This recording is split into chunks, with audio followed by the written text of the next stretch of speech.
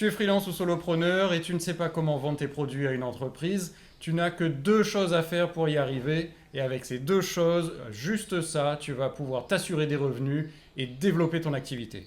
Je suis Frédéric, ça fait 5 ans que j'entreprends. Moi, je suis Imran, ça fait 2 ans que je suis solopreneur.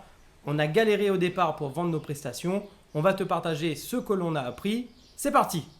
Une entreprise va acheter ta solution si elle répond vraiment à une problématique. Et plus précisément, tu dois répondre à la problématique du décideur, la personne qui va pouvoir acheter ton produit ou ton service.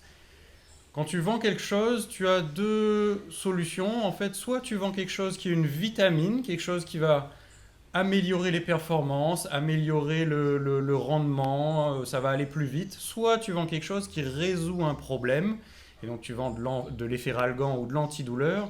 Et là, c'est beaucoup plus facile. Quelqu'un qui a une douleur, il a envie d'enlever cette douleur. Et c'est là-dessus que tu devrais commencer si tu veux vraiment développer ton activité et apprendre à vendre et à vendre déjà tes premiers produits. En faisant ça, tu parles à la partie émotionnelle de la personne, mais pour pouvoir prendre la décision, il faut aussi parler à sa partie rationnelle, donner des éléments factuels. Et pour justement la partie rationnelle, un chiffre qui est super utilisé en entreprise, c'est le ROI, le retour sur investissement. Donc, comment ça se calcule? C'est combien coûte ta solution et combien ça va rapporter à l'entreprise. Une fois que le décideur a cette métrique, c'est facile pour elle de prendre la décision. Il y a une troisième petite astuce qui est combien ça coûte de rester dans l'état dans lequel on est. Souvent, les freelances et les solopreneurs oublient cette métrique qui est super importante. L'entreprise peut se dire que ça fonctionne plus ou moins bien, ben je vais rester comme ça parce que là je vais devoir sortir de l'argent et ça va me coûter. Mais rester dans son état, ça lui coûte déjà quelque chose. Donc si toi tu arrives à mettre ça dans l'équation, combien ça coûte aujourd'hui, combien ça coûte ta solution et qu'est-ce qui va gagner? Forcément, le calcul va être en ta faveur parce que tu connais ton job. Et donc là, le décideur doit se retrouver comme un con. Il ne doit pas pouvoir dire non, je ne veux pas de ta solution. Il est obligé de dire oui parce que tu lui as donné tous les arguments émotionnels, mais aussi tous les arguments rationnels. Si tu es solopreneur et que tu as envie de développer ton activité, mets un like, abonne-toi, on va te partager des vidéos sur ce sujet. Avec ces deux aspects, les émotions négatives et l'aspect rationnel d'une décision, tu peux développer ton activité. C'est bien. Par contre, il y a des problèmes qui viennent juste ensuite ou juste avant. Déjà, identifier un problème douloureux. Ça, c'est ce que Fred a dit au tout départ. C'est super important. Ensuite, lorsque tu as fait ta proposition, le processus d'achat dans une entreprise est souvent long.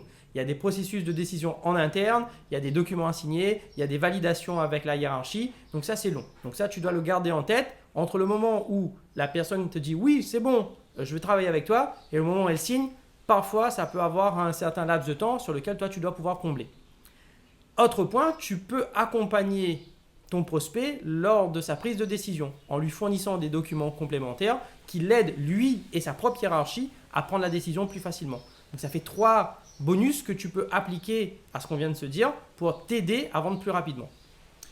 Et une fois que ça marche, eh bien, tu peux dupliquer cette solution et aller voir une entreprise qui est à peu près similaire et faire cette même proposition et de vérifier est-ce que le problème que tu as rencontré dans l'entreprise numéro 1 se retrouve dans l'entreprise numéro 2 et ainsi continuer à vendre tes produits et là ce sera beaucoup plus facile puisque en plus tu auras la notoriété d'avoir fait une première fois le projet dans la première entreprise et d'avoir les résultats. On a des exemples concrets de prestations en mode vitamine et des prestations en mode antidouleur. On a aussi un modèle de calcul de ROI que tu peux utiliser pour ta propre prestation et qui va te servir d'argument. Donc pour avoir ces deux ressources complémentaires, on a mis un lien dans la description, tu t'inscris et tu reçois tout ça.